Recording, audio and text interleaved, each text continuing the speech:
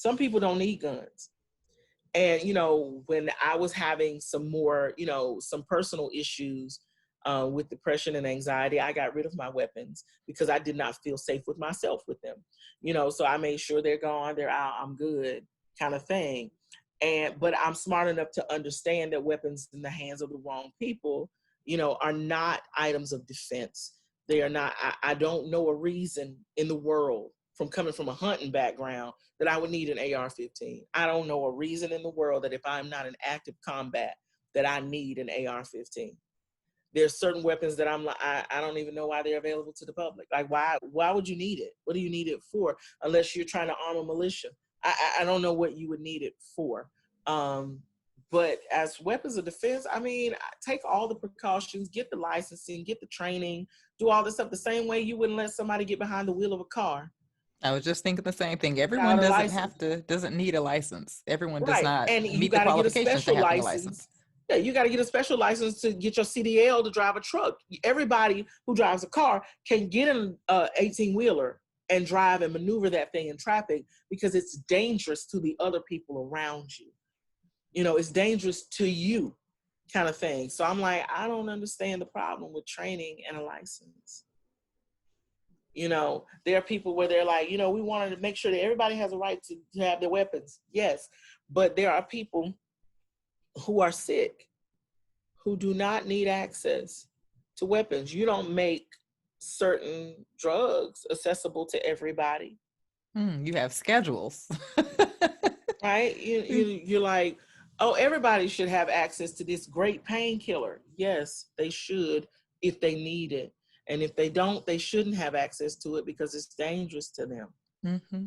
Yeah. You want to apply it to everything else. You don't want to apply it to guns.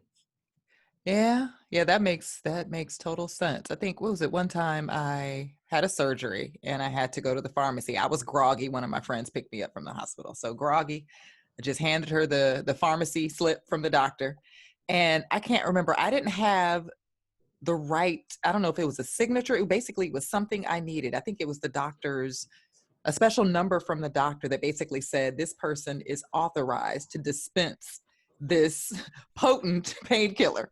This narcotic. And I don't care. It doesn't matter how much pain I was in. They were like, if you don't have this number, you ain't getting this particular painkiller.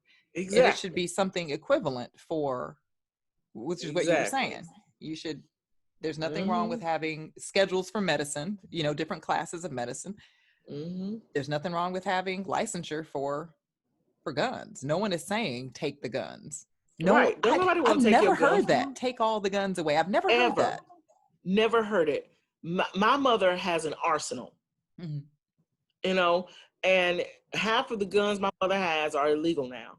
But because she had them before a specific date, before licenses was required for specific weapons, she's fine. She's exempt from that. And we run into that a lot, where it's a lot of people who pull weapons when a weapon is not needed.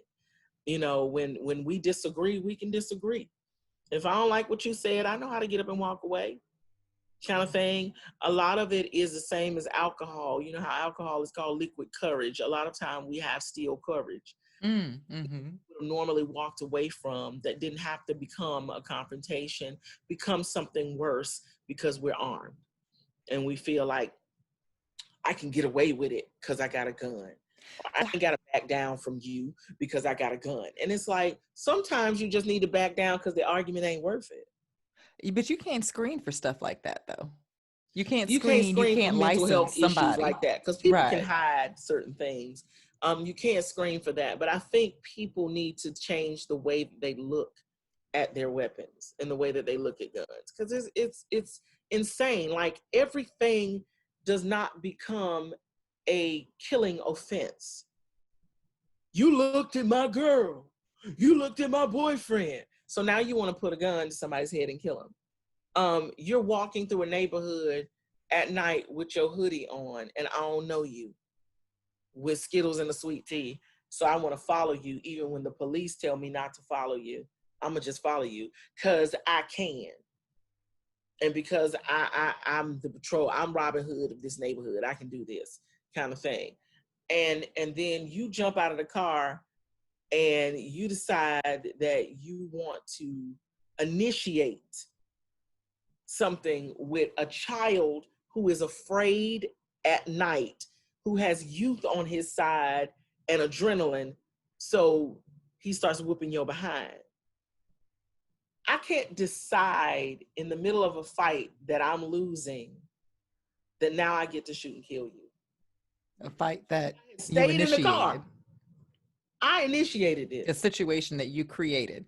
Right. That situation and did that is not one have of to the be. things I've always hated about the stand your ground law, is that the stand your ground law kind of gives you a caveat that I can start something, but the minute that the tide turns against me, then I'm allowed to use lethal force. And that's stupid to me. Like, you should have stayed your butt in the car, like you said. Why'd you start? At worst, had you just left that gun, or had you not confronted this boy, this wouldn't happen. But even if y'all had been in a fist fight, he would have got, okay, after he sufficiently handed you your butt, he'd have ran all the way home, and then he'd be alive and you'd be alive, and y'all would have this discussion at a police station the next day. That's another thing. It's okay. It's okay to walk away. It's okay to cuss somebody out from here to heaven so that the Lord himself will never want to look at you again. Cuss that much if you want, but walk away. Nobody wants to walk away because we've made it look like it's weak. Like, to walk away is to lose something. And it's like, you didn't lose anything. Like, if I don't like you, what do I care that you said something about me? Right? Like if I don't like you and you're not important or vital to my life, then why do I care what your opinion of me is? You know, it ain't what somebody calls you, it's what you answer to. Mm-hmm. So if I'm walking away and you call me out my name, then I don't answer to that name. I don't respond to that name. And why do I give you the power over my emotions to drive to a point where I feel like you got to agree with me, or you got to take it back, or I'm going to put your behind because of that? Now, granted, I am have hands will travel.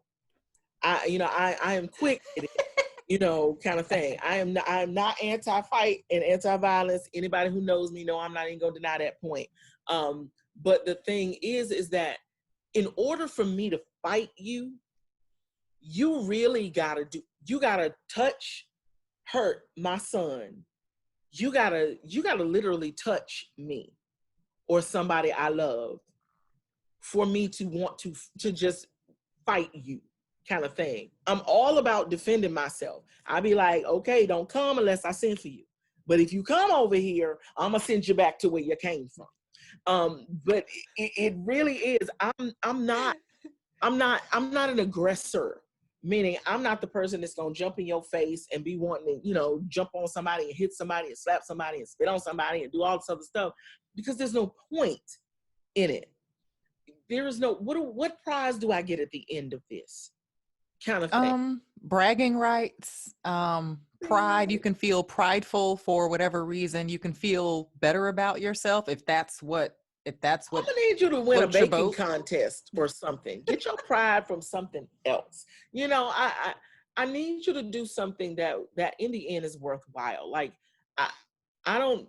Maybe you get off on that, because there are people like I hate bullies, who just feel like the only way that I can come out on top is I got to put somebody on the bottom. And so that is one of the things I really don't understand about how this whole thing is supposed to fix itself. We've got so many people who find joy in the pain of others. And I'm not one of those people. I feel like you create your own happy, and I'm not dependent upon shoving someone else down. Like, your star shining doesn't make my star dim. I don't have to deplete your shine to increase mine. Like, the source of our power, the source of our shine is never ending. It is eternal. It is omnipresent. It is omniscient. It is infinity. It's not pi. Yeah, right. It's infinite. Like, so the source is infinite. So whatever's powering your shine powers my shine, powers everybody's shine. Everybody can shine. I don't have to deplete yours. I don't have to snuff out your light so that my light shines. I don't think people get that idea.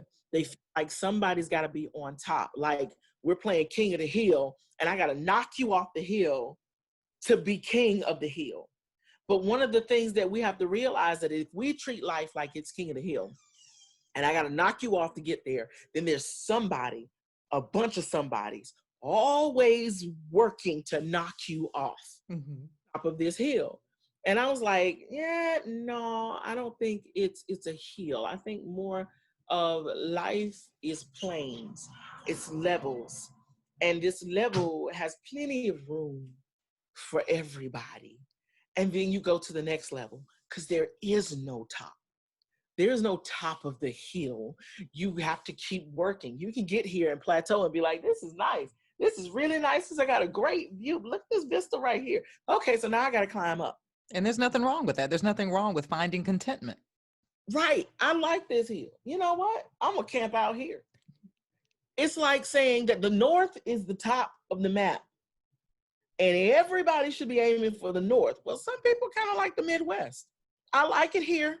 You know, look at that. There's a buffalo right there. I never seen a buffalo before. It's great. You know, I really like it over here. Oh, corn. I like corn. You like corn? I think we should grow some corn. And we're going to stay here and we're going to grow some corn. And we're here in the Midwest and we're happy. And we don't lose anything. And we're no lesser because we didn't decide that we wanted to go to Massachusetts. We didn't decide we wanted to be in New Hampshire or Vermont. We just didn't decide that, you know, this is where we wanted to be. We're happy here. And everybody's happy is something different. But we want a reason to believe I'm at the north. And because I'm at the north, I am greater than you peons upon the Midwest and you Southerners that stayed at the bottom, you know, kind of thing. It's the same way we look at everything. Jobs, you know, I'm better than the garbage man. No, because no, you're not. Garbage man, you'd have all this stuff piled up at your house. And, you know, in this pandemic, somebody has to be the garbage man. Somebody has to be the orderly. Somebody has to be the phlebotomist. Somebody's got to be the nail tech. Somebody's got to be the, I want to be an obstetrician or a chiropractor. I don't want to be a brain surgeon. You know, somebody has to be this because what you need and where you are at every level is needed. It's just needed. I think that's one of the good things that that came out, or that to me it seemed people realize more of, is that the people that we didn't think were essential, honey, they are essential. Your grocery person, that person is essential. Thank you for your service. The gas station, all that stuff. Thank you for your service too. Right. I was like, look, y'all are essential.